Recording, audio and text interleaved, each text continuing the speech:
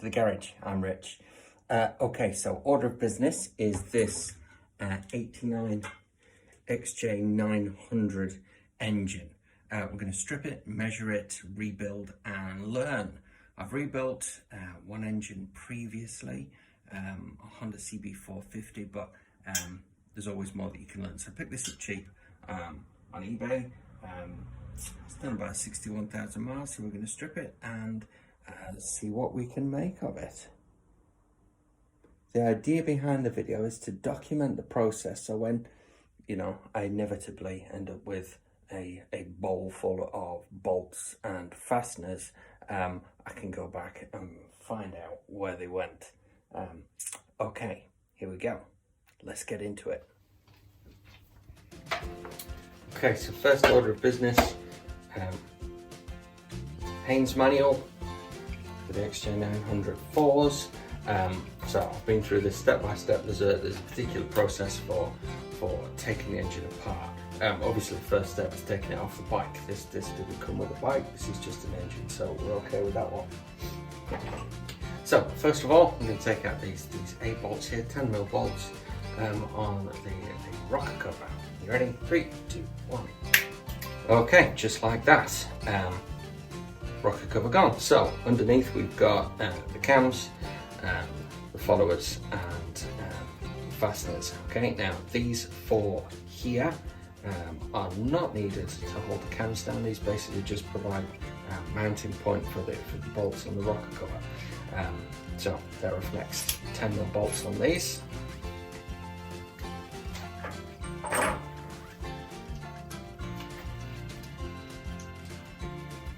And what this should do is this should provide me some access to the bolts here on sprockets.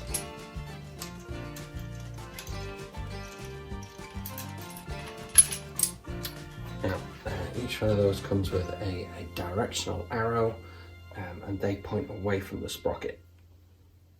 Okay, the rest of them have all got markings on them as well, so I shall make note of those. Okay, so I've removed the cam chain tensioner already, so there's no tension in the cam chain. So let's take the guide out.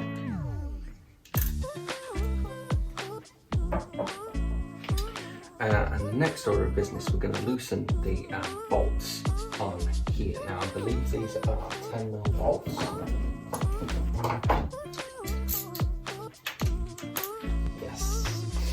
Now, so kind of the process we have to go for this is we have to hold the engine still. So I've got a 19mm wrench, which will fit on the timing plate. So you hold the engine still there as you undo them here. Okay, let's see if this works.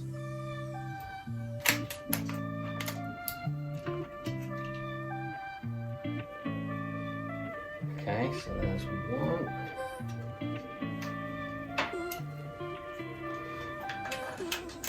Number 2 here, so hold the engine still.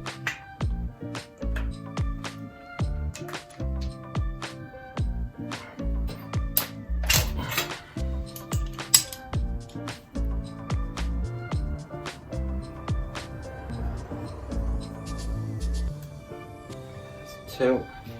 Okay, now we need to rotate the engine anti-clockwise so that we get the others on the top.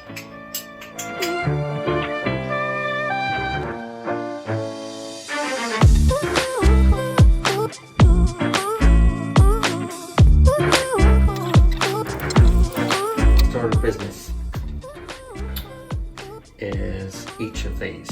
Okay, now I'm going to start on the intake side, and what we're going to do, we're going to take them off in a crisscross pattern, apparently. Okay, so I think I'm going to start here.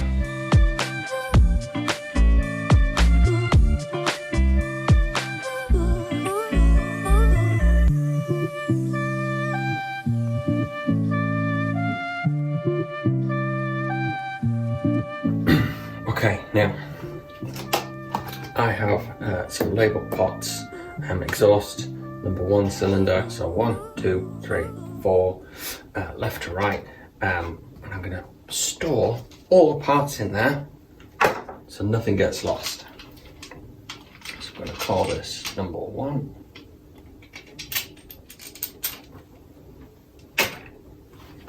Call this number 2.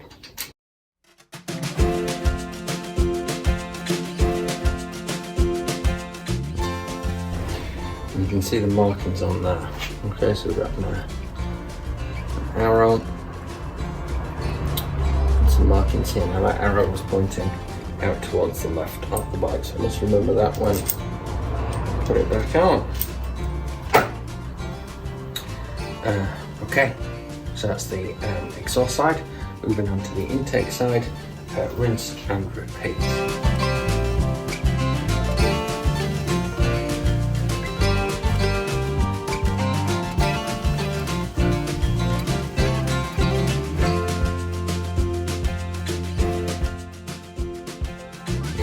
Now I'm going to be taking the engine all the way down, so I'm not going to waste time splitting the chain. I will just remove the chain from the crank when I get down there at the end.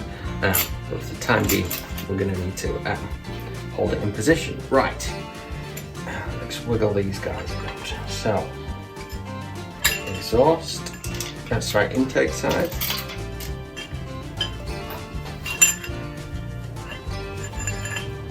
Got markings on there, I don't know if you can see that. There's an I and number 2 on that side.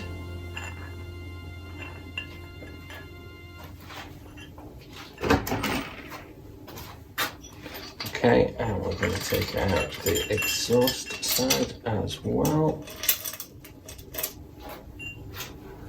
This one, upside down for you, but there's an E for exhaust, I would imagine. Hold him there for now. Right, okay, so now we've got the shims and the buckets. So again, I'm going to make sure that these go into the corresponding containers that I've got on the side there. Okay, so there's a little groove that should help me pick that out.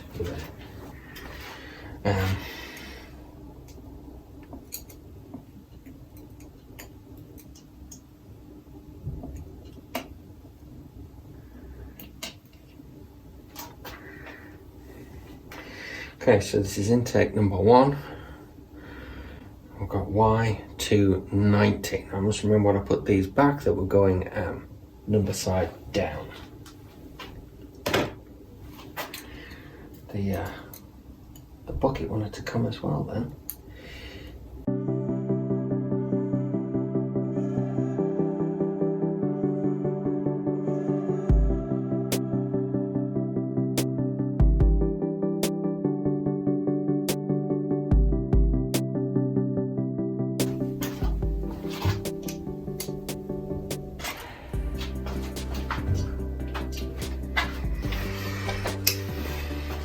Okay, final job is the cam chain front blade. Just having a look down there where it fits into. Okay, it doesn't slap. There he is. There we go.